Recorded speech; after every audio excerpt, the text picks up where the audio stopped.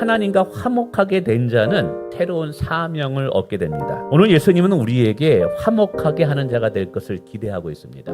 이 땅에 하나님의 나라를 이루어가야 할 사명이 우리 가운데 있다는 거예요. 그리스도께서 이 땅에 오셔서 나와 하나님을 화목하게 하신 것 같이 은혜를 입은 나도 예수님을 따라 화목하게 하는 자의 삶이 오늘 우리 가운데 반드시 필요합니다. 오늘 우리의 사명은 교회 가운데 하나님의 나라를 이루어가야 돼요. 우리 가정 가운데 하나님의 나라를 이루어가야 되고 우리 직장 가운데 하나님의 나라를 이루어가야 돼요. 근데 그 구체적인 모습이 뭐냐? 그 속에서 내가 화목하게 하는 자로 삶을 살아가야 된다는 사실이죠. 근데 이처럼 우리가 하나님의 화목해 하는 사람이 되기 위해서는 반드시 먼저 경험해야 될 것이 있어요. 하나는 하나님과 원수되었을 때, 즉 화목하지 못했을 때의 비참함이 얼마나 큰가를 알아야 돼요. 두 번째는 하나님과 화목으로 인해서 하나님께서 주신 이 은혜가 얼마나 귀하고 값진가를 알아야지 또한 화목의 귀함을 알게 된다는 것이죠.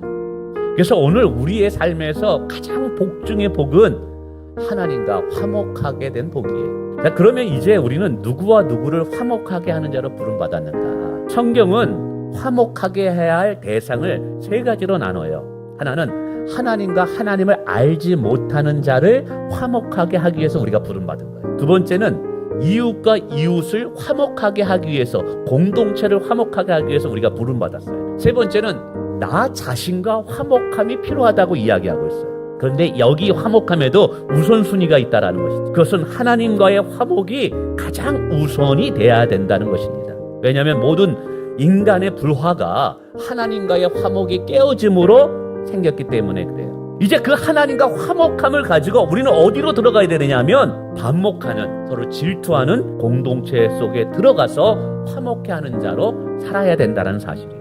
화해하는 자는요, 다른 사람을 화해하도록 도와주는 자라는 거예요. 근데 이렇게 반목하고 질투하는 것에 있어서 가장 큰 문제가 하나가 있는데 그게 뭐냐면 사람들은 철저하게 자기중심적인 사고를 가지고 산다는 거예요. 사람과 사람을 대할 때 이것이 내게 어떤 유익이 있는가, 이 사람을 만날 때 이 사람이 내게 어떤 이익을 주는가. 그러니까 이 모든 것은 뭐냐면 자기중심적인 생각과 자기중심적인 이익의 사고를 가지고 관계를 맺는다는 거예요. 근데 이러한 사고를 가지고서는 우리는 절대로 화합하거나 화목해 하는 자로 살 수가 없어요. 내가 뭔가 이득, 자기 중심, 자기 이익의 생각을 가지고 접근하는 순간 반드시 충돌이 일어날 수밖에 없습니다. 그러면 진정한 화목하게 하는 삶을 살려면 어떻게 해야 되느냐? 오늘 본문에 보니까 화목하게 하는 자는 복이 있나니 하나님의 아들이라 칭함을 받는다고 이야기합니다. 이 하나님의 아들은 누구일까요? 예수 그리스도예요. 예수 그리스도. 그 예수님은 어떻게 하나님과 우리 사이를 화목해 하였는지를 배우라는 거예요. 우리는 화목하게 하는 사람으로 우리가 부름을 받았는데, 그러면 우리는 어떠한 생각을 가지고 그 속에 들어가야 되느냐? 바로 그것은 예수님 중심의 마음을 가지고 들어가야 된다는 거예요. 오늘 하나님의 은혜를 입은 사람들은 새로운 비전과 새로운 사명을 얻게 됩니다. 그것은 이제는 나 자신만을 위해서 사는 것이 아니라 다른 사람을 화목하게 하는 삶이 우리 가운데 있다는 거예요. 여러분의 직장에 가서 사람과 사람을 화목하게 하는 자로 살아가시길 바랍니다. 여러분 가정 안에서도 교회 안에서도 서로를 사랑하며 덮어주며 화목하게 하는 자로 살아가셔서 여러분이 하나님의 아들이라고 칭함을 받는 축복을 얻기를 예수님의 이름으로 축원을 드립니다.